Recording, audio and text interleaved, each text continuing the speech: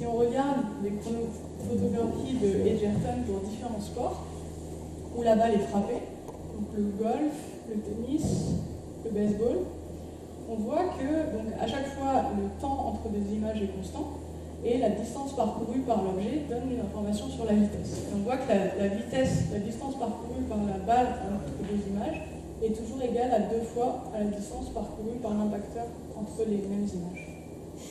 Donc dans tous les cas. Donc l'efficacité de la frappe, c'est ça. Alors le lancer, pour le lancer, voilà, donc ici on a pris un exemple de lancer au handball et on a pointé le ballon et la main au cours du temps pour déterminer la vitesse. Et ce qu'on voit, c'est que, bon là c'est toute la phase préparatoire, et au moment ici où la balle quitte la main, la vitesse de la balle est égale à la vitesse de la main. Donc ce qu'on en déduit, donc on pourrait faire une étude un peu plus poussée, mais ce qu'on en déduit, c'est que l'efficacité du lancer, c'est le rapport de la vitesse de sortie de la balle et de la vitesse du lanceur est égal à 1. L'efficacité du lancer, c'est 1. Donc ce qu'on se propose de faire, c'est d'écrire pour tous les sports qu'on a montrés au début, l'efficacité V'2 sur V'1 en fonction de si c'est frappé ou si c'est lancé. Donc on a mesuré les coefficients de restitution pour les différents couples d'impacteurs projectiles et les masses. Et voilà ce qu'on obtient. Donc en bleu, on a tracé 1 plus E sur 1 plus M2 sur M1. Et en rouge, ici, la loi pour le lancer. Et si on place maintenant tous les sports, donc déjà ce qu'on voit, c'est que ce qui est maximal, c'est dans les régions de faible rapport de masse, c'est l'efficacité de la frappe, et dans les régions de fort rapport de masse, c'est l'efficacité du lancer. On place ensuite tous les sports sur l'écran, et ce qu'on voit effectivement, c'est qu'ici on a les sports où les balles sont frappées, et ici on a les sports ou les jeux où les balles sont lancées.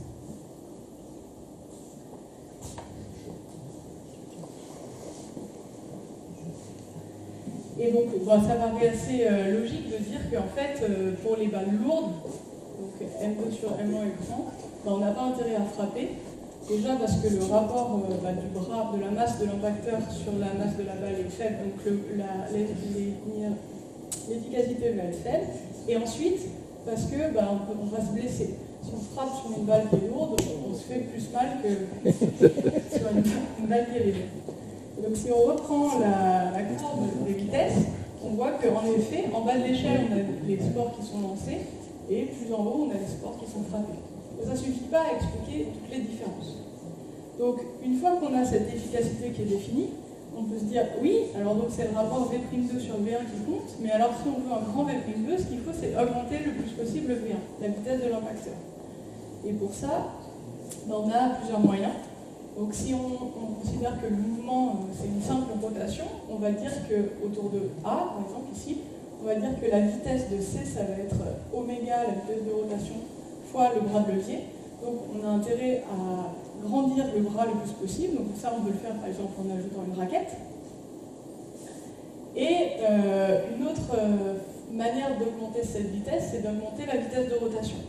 Et pour ça, on peut utiliser astucieusement les articulations pour baisser les moments d'inertie et pouvoir, à couple moteur égal, arriver à une vitesse de bras plus grande.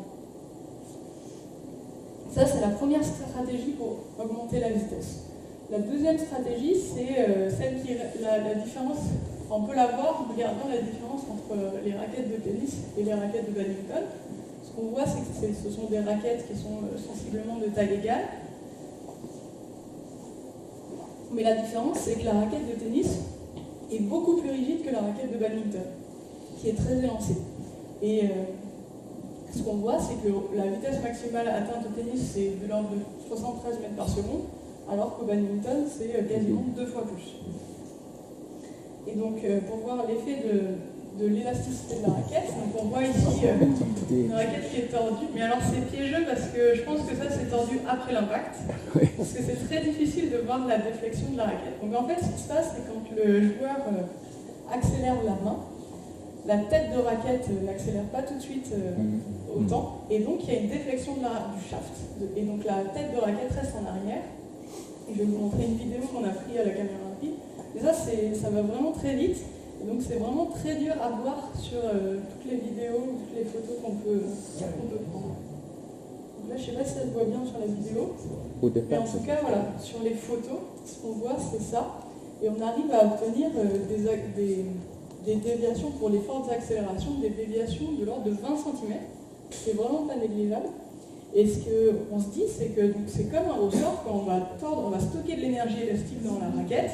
Et si jamais on synchronise l'impact avec le moment où la tête revient, où la vitesse est maximale, puisque ce qui compte, c'est la vitesse de l'impacteur, et ben on va encore gagner sur la vitesse du projectile. Et ça, dans un petit modèle masse-ressort, ce qu'on voit, c'est qu'on arrive encore à gagner un facteur jusqu'à 2 sur la vitesse de la tête de raquette. Donc enfin, on peut revenir, on voit que si on lance un projectile, on va typiquement à 15 mètres par seconde, c'est la vitesse qu'atteint la main après la rotation.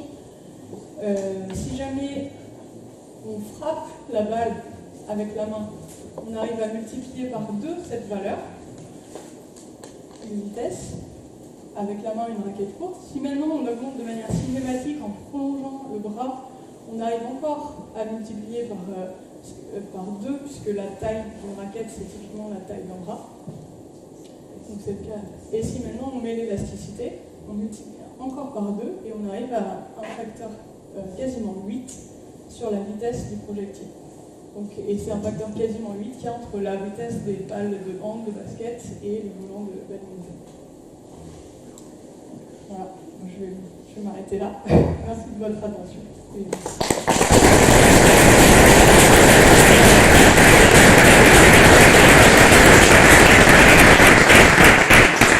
Je ne sais pas vous, mais moi j'ai envie de dire encore.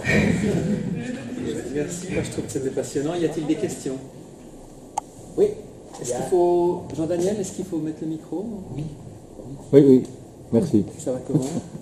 Il faut appuyer sur un bouton. Merci. Merci de la présentation. Il y a un sport sur la figure qui est celui où il y a la vitesse de 8,6 mètres par seconde. Je ne connais pas le nom en français. C'est ça. C'est la C'est la pelote basse, ouais. Alors là, oui, c'est pas, je vais pas détailler, mais c'est pas frappé. C'est lancé, non?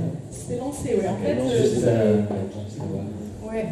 Alors là, c'est lancé, mais c'est encore un truc un peu différent. Mais je l'ai mis quand même. Mais c'est donc, je crois qu'il lance leur bras et puis la balle par force centrifuge et roule le long de la chistera et éjecté comme ça. Mais oui, bah ça c'est un petit peu différent, mais il faudrait regarder. On voit à quoi comparer. Autre question? Oui.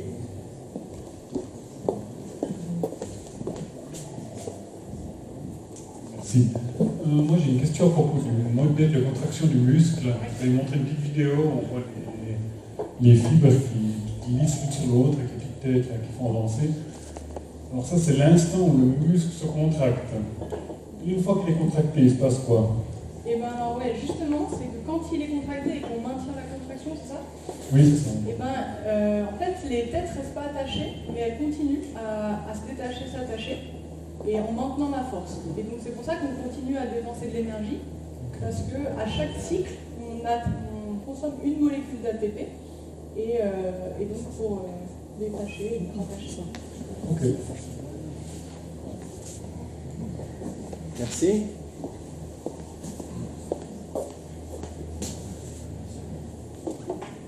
Quelqu'un d'autre? Moi j'aimerais On entend? C'est bon? Moi j'aimerais en poser une. Vous avez dit que pratiquement tous les animaux étaient construits avec les mêmes fibres. Et si on regarde un chimpanzé qui a une taille inférieure à celle d'un homme, des leviers, me semble-t-il, comparables, des volumes musculaires comparables, je crois qu'ils ont beaucoup plus de force que nous. Ouais, je pense qu'ils ont plus de force. force, mais il faudrait regarder, tout est histoire de l'arrangement des sarcomères entre eux. Donc si on a des sections plus grandes, on a des forces plus grandes. Après, il y a aussi l'arrangement de comment... donc le muscle squelettique, il peut être soit le long du muscle, soit il peut y avoir des arrangements avec des angles, où là, il va avoir des couples plus grands. Mais ça, chez l'homme... Des points d'attache. Ouais, ça va jouer aussi sur la mécanique de la contraction.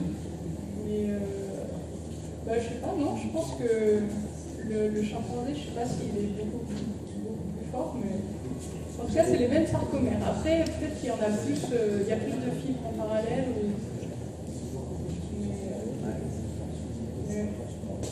J'avais vu un film d'une femelle orang-outan avec un lutteur de sumo.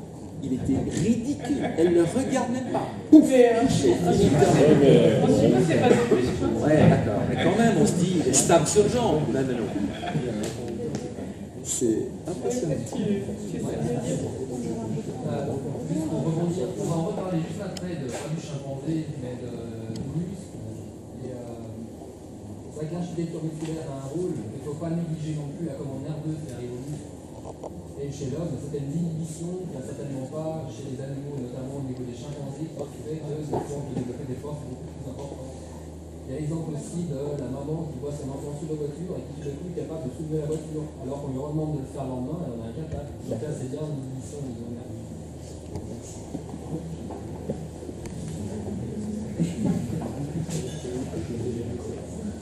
Encore une question? Alors merci encore. Ah, bah oui.